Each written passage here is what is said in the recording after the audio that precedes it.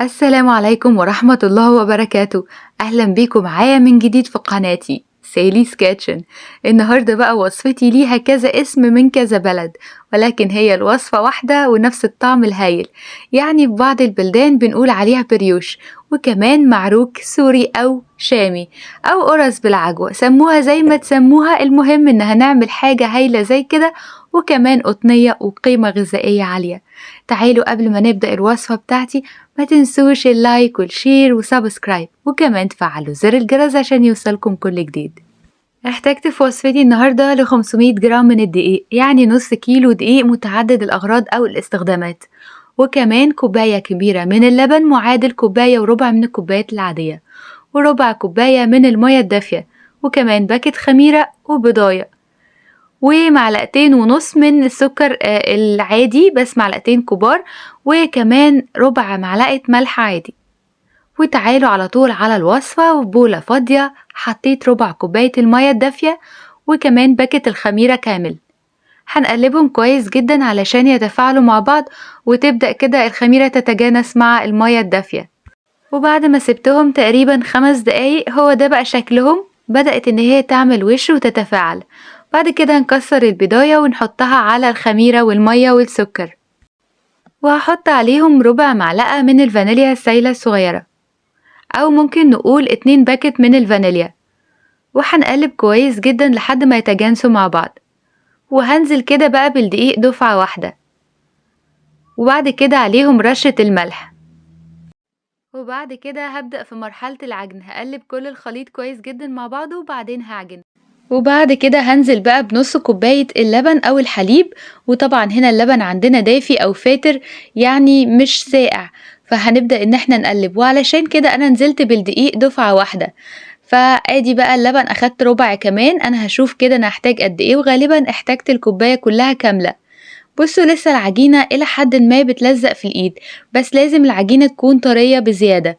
وهنا حطيت الزيت اللي احنا ما كناش حاطينه في الوصفة، تقدري تحطي زيت أو تقدري تحطي زبدة أو تستغني عنه عادي جدا، ولكن أنا حطيت ربع كوباية من الزيت علشان تلم معايا العجينة وتكون طرية بالطريقة دي. وزي ما قلتلكم أنا حطيتوش في المكونات عشان نقدر نستغنى عنه بكل سهولة. وبعد كده دهنت الوش شوية، وخلي بالكوا العجينة دي هتقعد ترتاح حوالي ساعة ساعة ونص لحد ما يتضاعف حجمها بالطريقة دي. أصلا كانت مدة العجن كبيرة، يعني تقريبا 7-8 دقايق كنت بعجن فيها علشان تعمل العرق اللي احنا شايفينه. وهنا بعد ما أخدت البوكس وهنبدأ بقى ان احنا نلفها كده ونروقها شوية على المفرش السيليكون اللي قدامي، وهنلفها رول بالطريقة دي. العجينة هتكون طرية جدا معاكم وسهلة في الفرد وسهلة في التقطيع والتشكيل.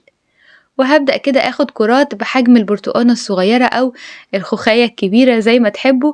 المهم هنبدأ ناخد كرات بالحجم ده بالنظر. بصوا ازاي انا بقطعها بكل سهولة وبلم العجينة بتاعتي بأريحية جدا. وادي الكمية كلها، وهبدأ ان انا اقفل عليها بأي كيس بقى تلاجة او ستريتش او فوطة، تقدروا ان انتوا تغطوا العجين عشان ما ينشفش. وهاخد اول واحدة بدأت بيها، مش آخر واحدة انتهيت بيها، أول واحدة بدأت بيها عشان بدأت إنها ترتاح على ما خلصت كمية الكرات اللي عندي. وبعد كده بالنشابة أو أي حاجة نقدر إن احنا نفرد بيها فردتها كده مستطيلة زي ما احنا شايفين. وبعدين لو حابة إن انتي تحشيها حاجة عادي حشيها أي حشوة موجودة. وعملت بعد كده خطوط من الطرف الأولاني اللي هو الأعلى، وبعد كده بدأت ألف رول زي ما احنا شايفين، وبدأت أقفل كده الأطراف كويس جدا عشان ما تفتحش معايا في التسوية أو التخمير، وخليتها بقت عاملة حلزونية زي كده. وبعدين هحطها على جنب أو نحطها في الصاج على طول. الصاج هنا عندي كان مدهون بمادة دهنية، وادي بقى عندي شوية من العجوة، كان عندي نص كيلو كنت اخده منه شوية. هبدأ ان انا اقطعها بالطريقة دي بالسكينة علشان بعد كده اقطعها الأصابع العجوة. فهي دي اسهل طريقة بدل ما نحطها على النار ونحط لها سمنة ونحط لها مش عارف ايه، بس انا عملتها كده علشان تكون اخف شوية بما ان العجينة بتاعتي كان فيها زيت، فهي كده الدسامة بتاعتها بسيطة. وكمان الحركة دي بجد مش متعبة وهتسهل علينا كتير. ادي بقى البريوش التاني او الكرة التانية، هنبدأ ان احنا نلفها وحتى لو لزقت منك واحدة واحدة تبدأي ان انتي تفكيها من على الفرادة بالطريقة دي، وكله هيكون مستطيل زي ما احنا شايفين. تعالوا بقى نحط الأصابع بتاعة البلح أو العجوة، ولكن بعد ما بنعمل خطوط في الأعلى عشان تعمل لنا الشكل الجمالي ده. بصوا ازاي ادي صباع كامل من العجوة بدأت ان انا احطه في الرول اللي موجود والف عليه، وهنا بقفل الاطراف زي ما اتفقنا. وتعالوا بقى نلفها شوية حلزوني، برضو هتعمل نفس الشكل ولكن هتكون محشية. ودي بقى كرة كمان هنبدأ ان احنا نفردها، وبعد ما حطينا بقى فيها العجوة ولفيناها رول هنبدأ ان احنا نقفل الاطراف ونلفها كده زي الكحكة، ومش هنعمل فيها اي فتحات غير بعد ما تتلف على الاخر. وبدأت اعمل لها فتحات كده من بره، تقدروا تسيبوها زي ما هي، وده شكل كمان. وتعالوا ناخد شكل تاني. ودي كمان كرة بعد ما فردناها وحطينا العجوة فيها ولفيناها رول وقفلنا الأطراف كويس جدا، هنبدأ ان احنا نلفها زي الكحكة، وهنقطع كده تقطيعات برضو بالنظر، يعني تقريبا كل واحدة ما بين 3-4 سنتي. هنبدأ ان احنا نلف كده العجوة من جوه بالعجين عشان يكون الشكل النهائي ليها ده. وبكده أنا عملت شوية من الأشكال، علشان هو دي الأشكال اللي احنا بنشوفها أو بنشتريها من بره بيكون نفس الشكل. وتعالوا نعمل حاجة كمان على شكل بريوش. أنا فردتها المرة دي دائرية مش بيضاوية ولا مستطيلة، أنا عايزاها تكون بالطريقة دي علشان أبدأ إن أنا أقطع أو أعمل فتحات كده، يعني هقسمها على 4 والنص مش هيكون مفتح. هاخد بقى أول ربع فوق اللي هو هنقول عليه الشمالي الشرقي، وادي بقى الجنوب الغربي، هنبدأ ان احنا نعمله كده لأصابع أو هنعمل خطوط فيه. وادي بقى الجزء الجنوبي اللي هو اللي تحت، أخدت عليه الجزء الشمالي اللي هو بيكون من فوق وقفلت عليه وهو جواه العجوة. وهبدأ اخد بقى من هنا شرطة أو خط، ومن هنا خط، ومن هنا خط على خط، زي ما احنا شايفين بطريقة القماش أو نسيج القماش. عملنا الشكل هايل. على فكرة الشكل ده قريب جدا من فطيرة التفاح، بجد شكل هايل ورائع.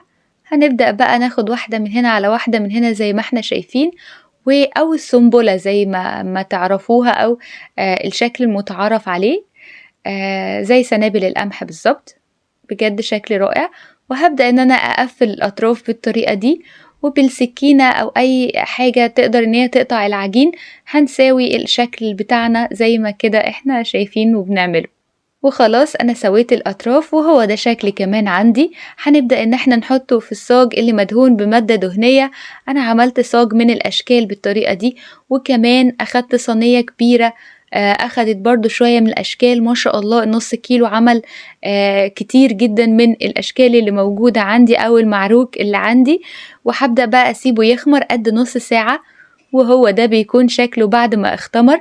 جهزت صفار بيضة وكمان عليهم معلقتين صغيرين من لبن البودر، وعليهم شوية من الفانيليا السايلة. تقدروا تستخدموا نسكافيه أو تستخدموا أي حاجة تقدروا تعملوا بيها دهان للوش بتاعنا عشان يكون ذهبي. وادي بقى الفانيليا السايلة، تبدأوا ان انتوا عادي تستبدلوها بكيس من الفانيليا. وهنقلب كويس الخليط، وبعد كده نفرد حبة حبة الرسومات اللي موجودة عندي. عايزة اقول لكم انا وانا بدهنها ريحة العجين هايلة، كمان مع الاختمار بتاعه عجينة عاملة زي الريشة بجد من جوه قطنية جدا. وفي الوقت ده انا كنت مولعة الفرن على درجة حرارة 200 عشان يبدأ يستقبل المخبوز اللي عندي، وهيتحط في وسط الفرن من تلت ساعة لنص ساعة على حسب ما يبدأ ياخد اللون الذهبي معايا. وزي ما احنا شايفين كده السمسم برشه على الوش، تقدروا تحطوا حبة البركة او اي حاجة انتوا عايزين تحطوها على الوش عادي. اهدي بقى البريوش او المعروك او القرص بالعجوة اصبحت جاهزة جدا، بجد رائعة. والشكل ذهبي وازاي طرية كده وهشة وقطنية من جوه، بجد رائعة. بصوا ازاي كفاية ريحتها، يعني مش قادرة اوصف لكم ريحتها عاملة ازاي جميلة، وكمان ازاي اسفنجية كده. وتعالوا بقى نشوفها ازاي استوت بطريقة صحيحة واخدت اللون الذهبي بالظبط زي ما قال الكتاب. وتعالوا نرصها بقى في السيرفيس او في طبق التقديم زي ما تحبوا، او تقدروا تحفظوها في اكياس في الفريزر وتطلعوا منها براحتكم عادي جدا. أتمنى يا رب وصفتي النهاردة عجبتكم، ولو الوصفة عجبتكم ما تنسوش اللايك والشير وسبسكرايب، وكمان تفعلوا زر الجرس عشان يوصلكم كل جديد.